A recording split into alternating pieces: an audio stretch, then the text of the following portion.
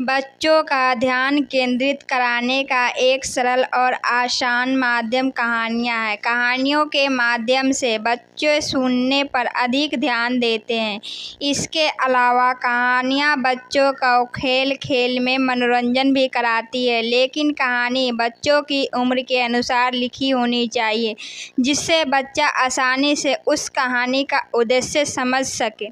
सुंदरपुर एक छोटा और खुशहाल गांव था। उस गांव के लोग हमेशा एक दूसरे की मदद करने के लिए तैयार रहते थे, क्योंकि उस गांव का हर व्यक्ति एक दूसरे को अपने परिवार जैसे मानते थे। उसी गांव में धर्मा नाम की एक औरत अपने 5 साल के बच्चे के साथ रहती थी।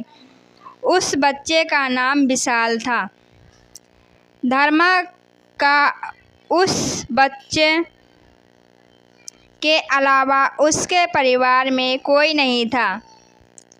बीमारी के कारण उसके पति की मृत्यु हो चुकी थी। धर्मा अपने बच्चों को एक नेक इंसान बनाना चाहती थी, जिसके लिए वह सुबह शाम अपने गांव में दूर शहर जाकर घरों में झाड़ू पोछा का काम करती थी। धीरे धीरे उसका बच्चा बड़ा हुआ। धर्मा उसे अच्छे से अच्छे स्कूल में पढ़ाना चाहती थी।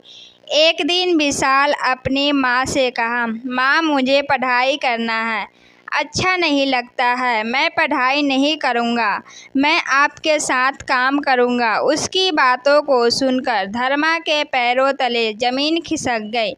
उसे ऐसा लगा मानो उसके उम्मीदों पर किसी ने पानी फेर दिया हो। लेकिन धर्मा बहुत ही साहसी औरत थी।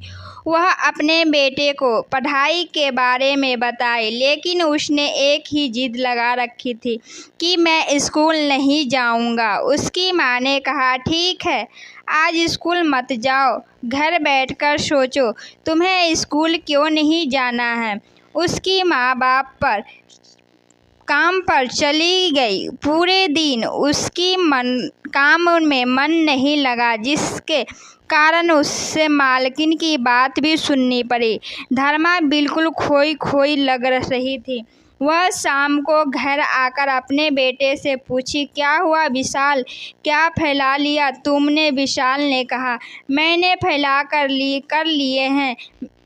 कर लिए है, मैं आपके साथ काम पर जाऊंगा, स्कूल नहीं जाऊंगा। अगले दिन विशाल को उसकी माँ अपने साथ शहर काम पर ले गई। विशाल एक चौक पर खड़ा था। उसके साथ बहुत सारे मजदूर काम की तलाश के लिए खड़े थे। जब भी कोई व्यक्ति आता तो उसे मजदूर यह कहते हुए घेर लेते कि मुझे ले चलो। विशाल की उम्र कम थी, इसलिए उसे कोई काम पर ले जाने को तैयार नहीं हो रहा था। बड़ी मुश्किल से एक व्यक्ति ईंटें उठवाने के लिए विशाल को अपने साथ ले गया। पूरे दिन उसने विशाल से काम लिए। शाम को आते समय 10 रुपए दिए। विशाल घर आकर खूब रोया। उसी दिन उसने निर्णय कर लिया, चाहे कुछ भी हो जाए, स्कूल जाना नहीं छोड़ूंगा। अगले दिन वे विशाल स्कूल जाना शुरू कर दिया। वह खूब मेहनत करता था। धीरे धीरे विशाल की गिनती उसके क्लास के सबसे तेज छात्र में होने लगी। उसकी मेहनत और लगन देखकर उसे आगे की पढ़ाई के लिए उसकी माँ ने अपने गहने और ज़मीन तक बेच दिए। विशाल पढ़ाई में सब कुछ लगा चुका था। वह किसी भी परिस्थितियों में वापस पीछे मुड़कर नहीं देखना चाहता था। आगे चलकर विशाल एक डॉक्टर बना। उसे डॉक्टर बनने देख उसकी माँ के दिल में तसल्ली मिली। उसने कहा, बेटा विशाल, आज तुमने कर दिखाया कि इस दुनिया में भी असंभव नहीं है। नैतिक सीख कहती है, मेहनत के बल पर कोई भी उपलब्धियां हासिल की जा सकती है। इसलिए अगर आपको ये कहानी अच्छी लगी हो तो लाइक, शेयर, सब्सक्राइब और कमेंट ज़रूर कीजिएगा।